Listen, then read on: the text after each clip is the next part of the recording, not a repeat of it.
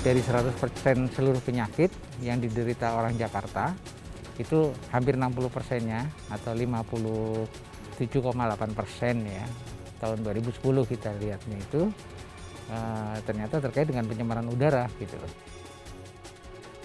Nah, artinya kalau pencemaran udara di Jakarta itu hilang, sebenarnya 60% penyakit bisa hilang. Ya, gugatan warga negara ini adalah terkait dengan pemerintah tidak melakukan tugasnya dan meminta untuk melakukan tugasnya, sesimpel itu sebenarnya. Bukan meminta ganti rugi, tapi meminta pemerintah untuk melakukan tugasnya yang sejatinya melindungi masyarakat dan memberikan haknya terkait menghirup udara bersih.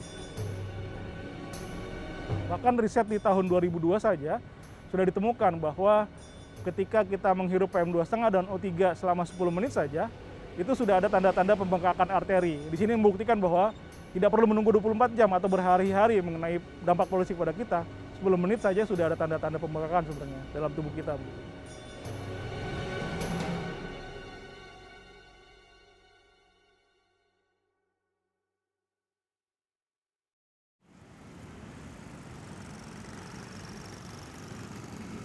Ya, ini sekarang kita sedang lihat di Bundaran HI gitu ya, dengan kondisi langit yang lumayan biru. Tapi sebenarnya harus kita cek lebih dalam lagi. Langit biru ini polutan apa yang sedang bagus atau sedang tidak bagus. Lagi-lagi sebenarnya ketika langit biru pun polutan yang masih tinggi ya, terbilang tinggi gitu ya. Sedang adalah PM2,5. PM2,5 ini statusnya sedang nih saat ini. Nah, sedang ini perlu kita cek sebenarnya konsentrasinya nilainya berapa. Tapi kalau ISPU ini kan statusnya sedang. Kalau tadi saya bilang angka 37 mikrogram per meter kubik itu ketika dikonversi ke dalam AQI, indeks AQI US itu bisa jadi masuknya adalah kelompok level tidak sehat untuk kelompok sensitif.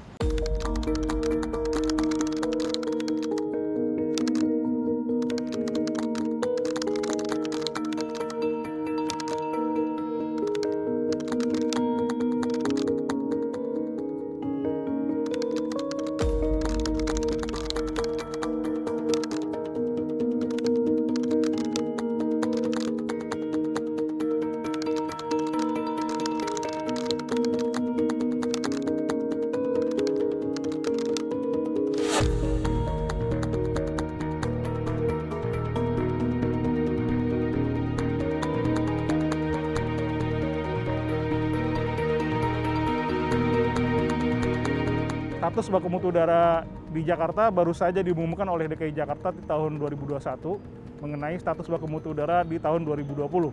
Ternyata status baku mutu udara di tahun 2020 dan 2019 itu statusnya tercemar. Dan sayangnya itu yang baru dipublish adalah di bulan September 2021 ini untuk data 2020.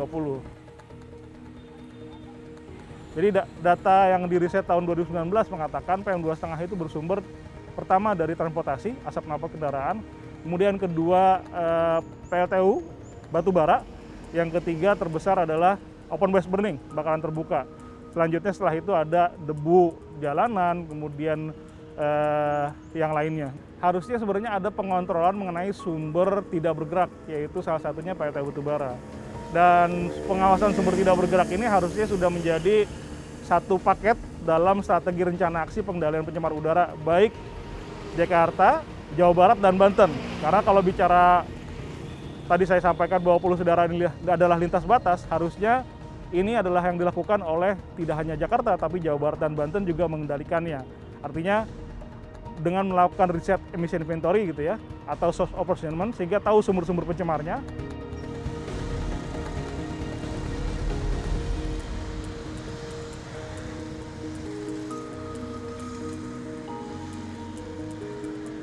Dari berbagai hasil riset teman-teman ya, yang di teknik lingkungan terutama ya, dari ITB, UI, Trisakti gitu ya, bahkan KLHK sendiri juga ada yang melakukan riset soal sebenarnya sumber pencemar udara di kota Jakarta dan kota-kota lain di Indonesia itu apa gitu. Nah, ketemunya adalah 60-85% ya, 60-85% itu karena kendaraan bermotor, sarana transportasi.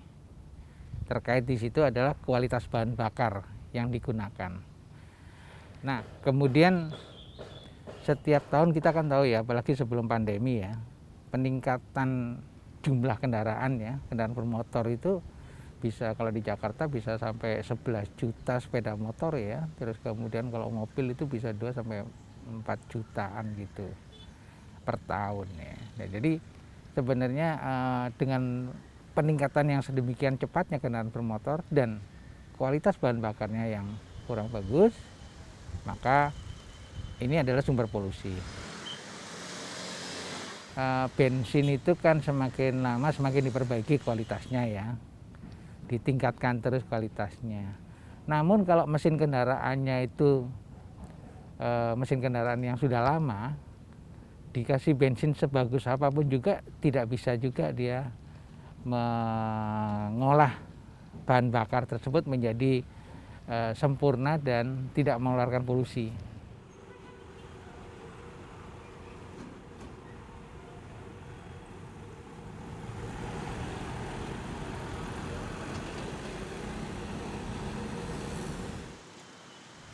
Artinya kalau kendaraannya juga kendaraan sudah cukup lama, di atas 10 tahun begitu ya, teknologi mesinnya ini tidak sesuai dengan kualitas bahan bakarnya, sehingga ya tetap aja dia menghasilkan polusi.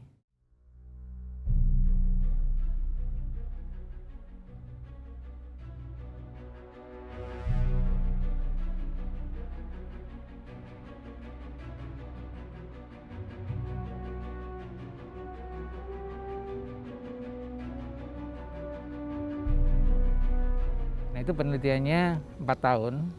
Kita mau melakukan inventarisasi sumber-sumber emisi itu dari mana saja, semua sumber emisi. Dan kemudian kita sendiri di UI melakukan risetnya itu dengan dari sumber emisi kendaraan bermotor. Nah, kita menganalisisnya menggunakan modeling yang sudah dipergunakan di Amerika, Eropa, Jepang, Cina, dan India. Di sana tempatnya di Austria, IIASA ya, International Institute for Applied Science Analysis. Nah, kita kemudian masukkan ke modeling yang mereka lakukan, yang sudah dipergunakan internasionally.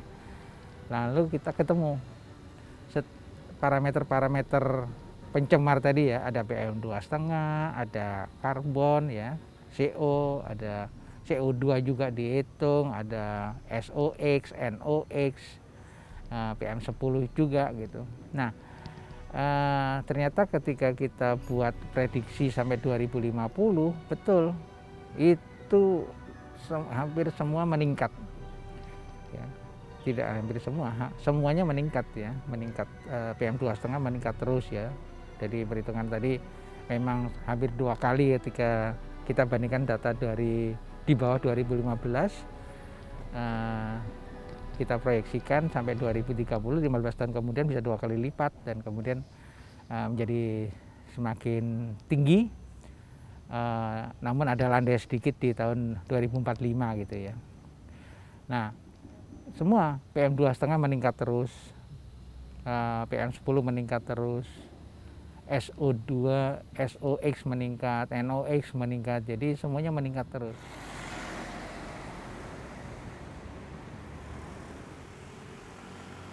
Uniknya polusi udara ya, itu dinamikanya, dia dinamis bergeraknya. Karena apa? Tergantung dengan arah angin, tergantung kecepatan angin, tergantung perjalanannya itu ya, misalnya yang macet di mana, karena sumbernya kendaraan bermotor ya, yang macet ada di mana, misalnya di Jakarta Utara macet. Terus kemudian pada saat itu adalah sore hari ya, sore hari adalah angin laut. Nah, jadi ke bawah itu ya, polusi udara yang di Jakarta Utara itu ke bawah itu ke Jakarta Pusat, ke selatan ya, karena di sana lautnya di utara, terus ke bawah ke selatan, dan kemudian terhambat oleh gedung-gedung pencakar langit, kecepatannya jadi berkurang ya, jadi dia akan menjadi lambat ya berhentinya, kemudian sampai di Jakarta Selatan misalnya, atau di selatan Jakarta gitu. Nah, sehingga terlihat bahwa pada malam hari ya, tengah malam gitu sampai jam 3, jam 4 itu Jakarta Selatan tetap tinggi. konsentrasi pencemarannya gitu. Tetap tinggi terus karena ya tadi arah angin, kecepatan angin itu yang mempengaruhi. Setelah lewat tengah malam ya jam 4-an pagi itu angin gunung kan yang turun gitu kan ke arah laut ya. Nah itu juga pencemar-pencemar yang ada dari selatan, di mana orang-orang itu bergerak untuk ke Jakarta ya, untuk bekerja ya. Nah polusinya itu di bawah angin lebih cepat ke arah Jakarta Pusat ya, dan kemudian menyebar di sana gitu karena banyaknya gedung-gedung tinggi gitu. Nah jadi sehingga dinamika ini yang kemudian menjadikan kita tidak mudah untuk menentukan sebenarnya wilayah-wilayah yang tinggi polusi di mana, karena dinamis ya gerakannya gitu. Dan arah angin pun juga tidak selalu selatan utara, utara selatan enggak, dari timur ke barat, dari barat ke timur dan sebagainya. Jadi menjadi seperti itu.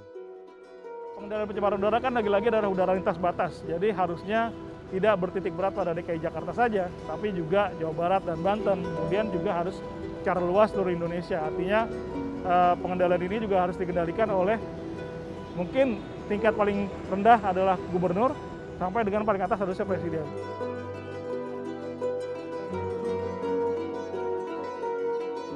Regulasi yang sudah diperbaiki 2021 mengenai baku mutu udara ambien ini adalah upaya yang dilakukan oleh pemerintah nasional ya untuk memperbaiki baku mutu setelah 20 tahun kemudian.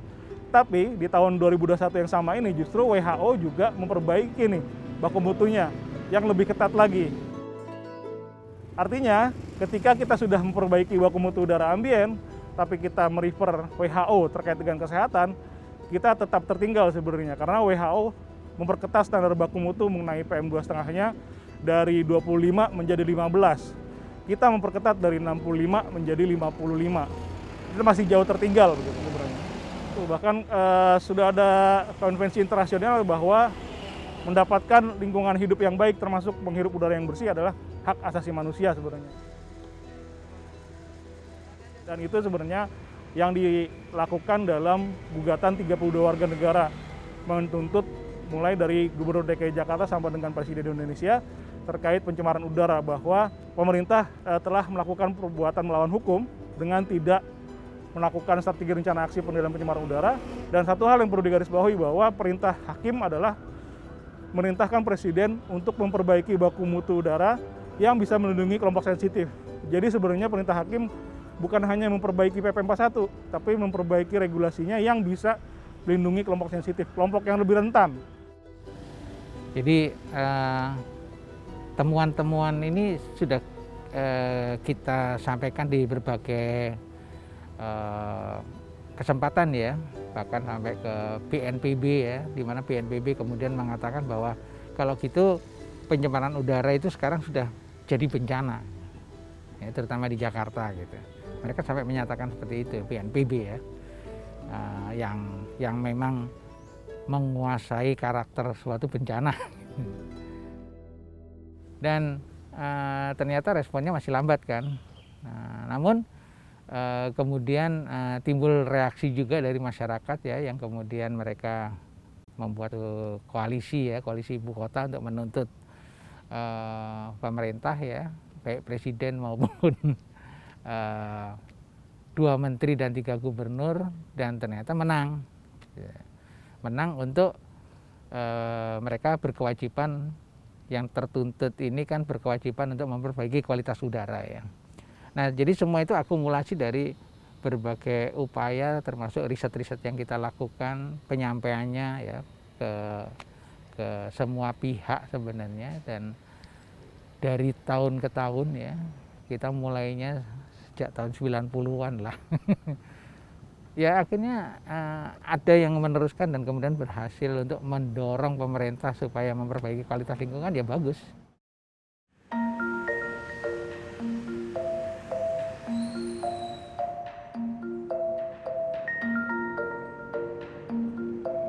Ya, kawasan low emission zone itu harusnya dibuat yang namanya juga zone ya, zona. Harusnya dibuat yang lumayan lebih luas, karena kalau cakupannya kecil, kita akan sulit untuk mengukur dia ini berhasil sampai di mana gitu. Kalau bagus sebenarnya dibuat lebih luas lagi, ditambah dengan infrastruktur transportasi umum yang sudah memadai. Katakanlah Sudirman Tamrin sudah ada nih, pilihan transportasinya banyak umum gitu ya, transportasi umum ya, untuk Transjakarta, MRT, bahkan sudah ada bike sharing begitu ya. Harusnya sebenarnya jalur Sudirman Tamrin ini jangan-jangan bisa dijadikan untuk low emission zone. Tidak ada kendaraan yang melewati sini misalnya kayak gitu ya. Atau benar-benar zero emission, karena yang lewat sini hanya benar-benar yang tidak pakai emisi, kecuali Transjakarta misalnya. Dan Transjakarta juga harusnya kembali ke pakai gas lagi, karena sekarang balik diesel lagi nih gitu. Artinya ada emisi lagi, harusnya pakai ke gas sehingga tidak punya emisi lagi.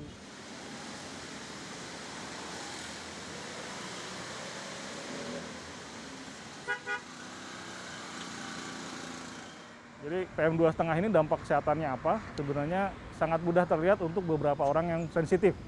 Yang sensitif seperti punya penyakit pernapasan, bawaan begitu ya, kemudian juga punya asma, atau bahkan orang yang punya kulit sensitif. Jadi seringkali ketika PM2,5-nya tinggi, orang sensitif tersebut langsung bisa merasakan dampaknya. Tapi jangka panjangnya, karena ukurannya sangat kecil, si PM2,5 ini bisa masuk dalam hidung, tenggorokan, bahkan jaringan paru paling kecil. Bahkan UNICEF sudah pernah mengatakan bahwa PM2,5 ini bisa masuk ke dalam jaringan otak, yang bisa jangka panjangnya mengakibatkan kanker jantung, paru, stroke, bahkan sebenarnya ada kaitannya dengan tingkat kognitif gitu, penurunan tingkat kognitif ketika orang tersebut dari kecil gitu ya terpapar PM2,5. Jadi ide penelitiannya itu gini, kalau kita melakukan penelitian berangkat dari data sekunder ya, data-data penyakit terkait pencemaran udara misalnya, dan itu sumbernya adalah dari Dinas Kesehatan gitu ya, Dinas Kesehatan, mulai dari puskesmas, Dinas Kesehatan ya, rumah sakit ke Dinas Kesehatan. Kemudian saya berhasil nembus rumah sakit dan kemudian dapat data medical record. Tapi dengan etika penelitian dan sebagainya kita udah penuhin, dan kemudian kita hanya meminta data tanpa nama ya, termasuk juga berapa dia ya terkait dengan penyakit-penyakit yang berhubungan dengan polusi udara, dan berapa dia harus bayar pengobatannya. Nah, sampai ke situ, sehingga kemudian ketemulah ternyata ISPA nomor 1 ya, tertinggi ya, ketemunya 25%-an gitu. Terus kemudian ada asma, pneumonia, ada penyakit paru, jantung dan lainnya.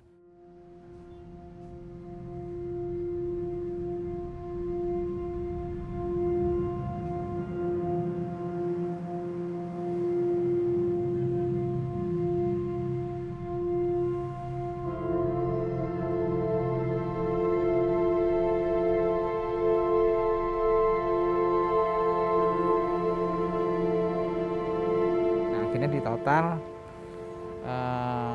maksimal itu sampai 38,5 triliun. Jadi hanya di tahun 2010 itu penduduk Jakarta yang berobat untuk menyembuhkan penyakit-penyakit yang terkait dengan pencemaran udara itu mengeluarkan dana sampai 38,5 triliun.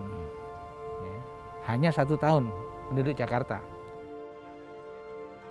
Kemudian terakhir kemarin 2019 kita melakukan riset di supir angkot, itu lebih dari separuh supir angkot tuh fungsi parunya sudah terganggu ya, tidak bisa disembuhkan lagi.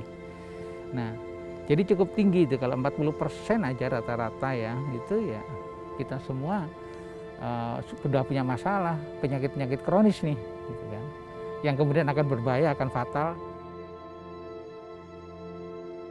Oleh karena itu makanya sebenarnya harus punya strategi jangka panjangnya.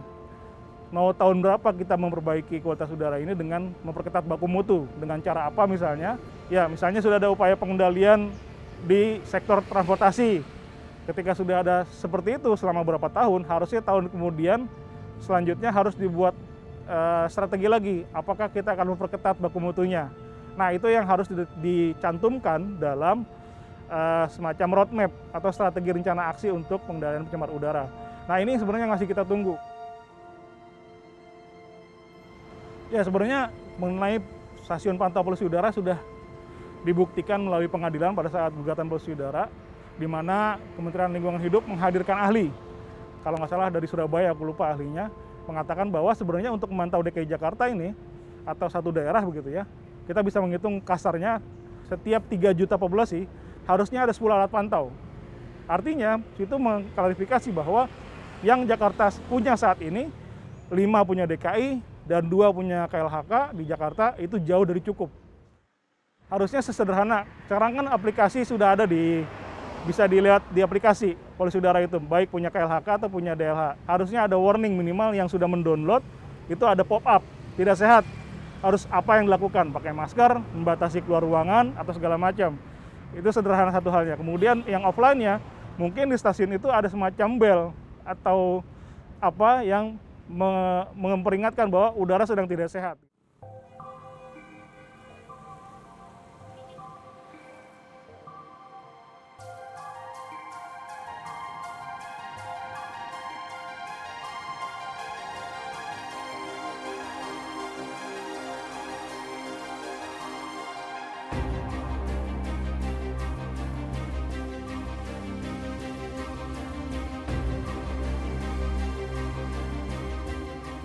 Ketika sudah ada low emission zone, sudah ada ganjil genap, harusnya ditambah dengan tambahan jalur hijau.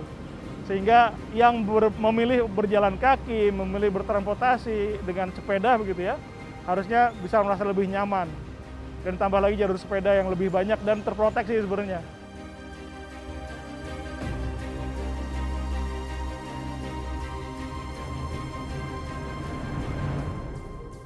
Ketika sudah tercemar, berarti ada yang tidak dilakukan upaya pengendaliannya. Karena dalam menentukan baku mutu, kita harus punya target sebenarnya, apa langkah nyata yang diambil, strategi rencana aksinya, mengendalikan sumber bergerak, sumber tidak bergerak, dan bagaimana mengukur secara sistematik melalui data sainsnya, misalnya dengan data source apportionment tadi. Nah, itu tidak pernah dilakukan, sehingga kita tidak bisa mengukur dengan nyata sebenarnya berhasil atau tidak begitu.